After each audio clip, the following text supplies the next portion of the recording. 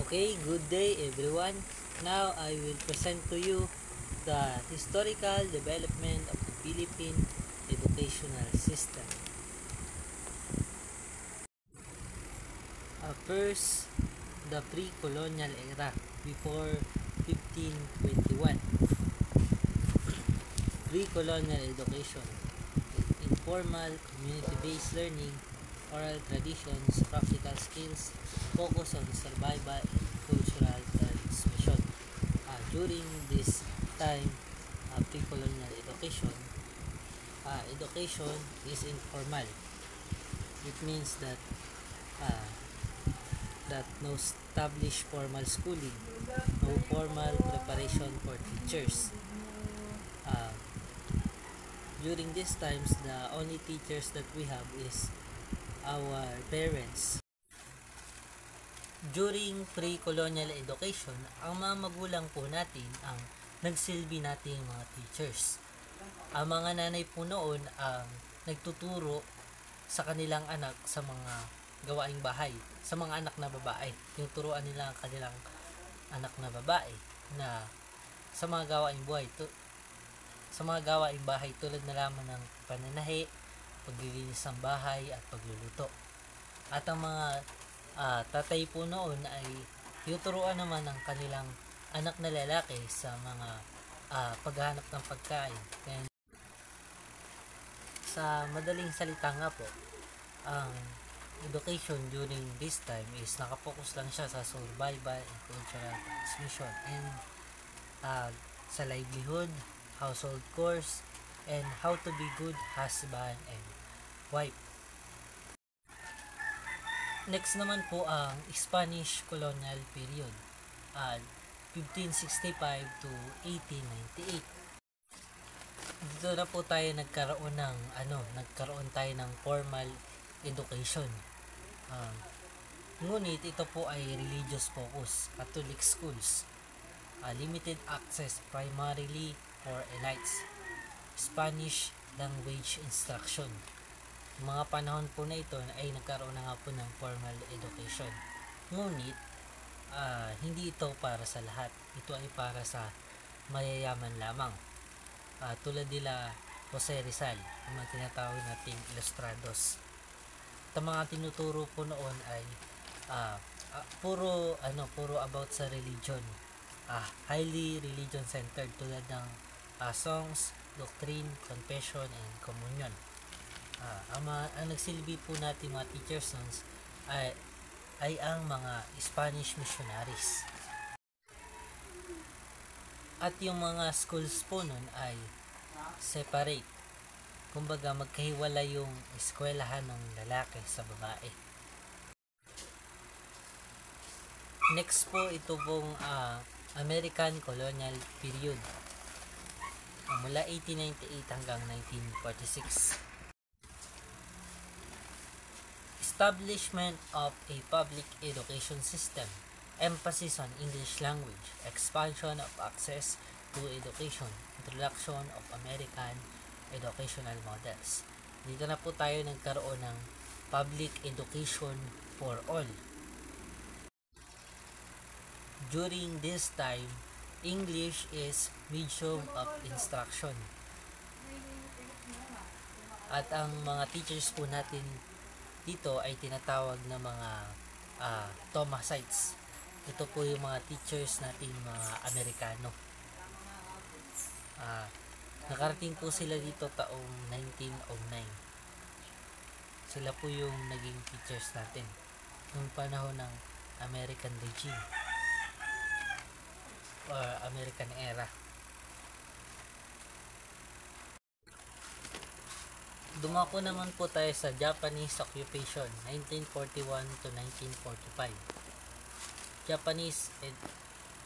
Japanese occupation, disruption of the educational system, focus on Japanese language and culture, promotion of nationalism. During this time po, is nagkaroon ng disruption sa educational system. Most schools were damaged during World War II and had to be closed. Nagkaroon po kasi ng World War II. kaya nasira yung mga paaralan. But later on in June 1942, the schools were reopened by Japanese with 300,000 students.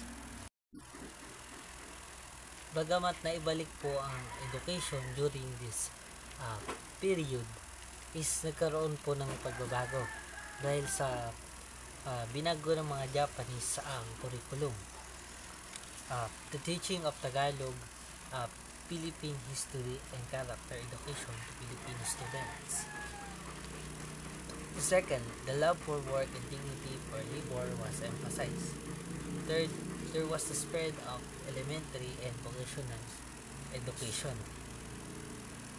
Fourth, Japanese tried to stop the Filipino people from using the English language. Instead, they are forced to use the Nihongo and Nihongo. Ipinahinto po nila dito yung lengguaheng Ingles. Gusto nila na gamitin lang natin yung lengguahe nila na Nihongo at Nihongo. Ipinagbawal nila yung mga Ingles, yung mga tulad ng mga kanta, mga poems, pictures, yung mga American symbols. Ang gusto nilang gamitin natin at pahalagahan natin ay yung wika nila, ang wikang Nihongo, o ang tawag dati doon ay Nippongo. During these times po, school calendar became longer. No summer vacation for students. Class size increased to 60. And dumako naman po tayo sa last one, ang post-colonial Philippines 1946 to present. Dito na po natapos yung mga pananakop. Dito na po natin masabi na malaya na tayo. Sabagat wala tayo sa mga manakop na yun, sa mga Espanyol, sa mga Amerikano, sa mga Hapon. Wala na tayo doon. Malaya na tayo dito. At ito na po, post-colonial Philippines. Continued evolution and reforms. Focus on national identity and development. Ongoing challenges in access and quality. Dito na nga po tayo nag-evolve, nagkaroon na tayo ng curriculum, nagkaroon tayo ng K-12, siyempre nagkaroon tayo ng matatag curriculum. Yun po yung yung matatag curriculum, yung evolution. Ayun na yung updated curriculum natin, yung matatag curriculum. Nagkaroon din tayo ng focus on national identity and development. Ito na natin masabi sa post-colonial Philippines, nagkaroon tayo ng patriotism at nationalism, na kung saan mayroon na tayong sarili nating pagkakakilanlan bilang Pilipino. Mayroon tayong sarili nating wika, mayroon tayong sarili nating kultura, tradisyon, at ongoing challenges in access and quality. Bagamat umunlad ang ating edukasyon, umunlad ang ating curriculum, ay mayroon pa rin tayong kinaharap ng mga challenges. Kagaya na lamang ng mga napapanahon na issue natin sa edukasyon. Kagaya na lamang ng may mga estudyante na nakararating ng high school na hindi marunong magbasa. Nahirapan sila sa pagbabasa. Bakit nga ba ito nangyayari? Sa tingin nyo, bakit kaya nangyayari yung mga ganon? Ang mga bata ngayon, may napapansin tayo, high school, grade 11, ay hindi pa rin makabasa. Meron pa siguro sa college, nahihirapan pa rin sila magbasa. Bakit nga ba? Sa aking palagay ay siguro din yun sa kasalanan din yun ng teachers. Kasi tayo mga teachers, dapat tayo ay may responsibilidad na turuan sila. Kapag alam natin na hindi pa sila pwedeng gumraduate dahil di pa sila nakapagbasa, hindi natin sila pwedeng i-graduate o hindi natin sila pwedeng ipasa.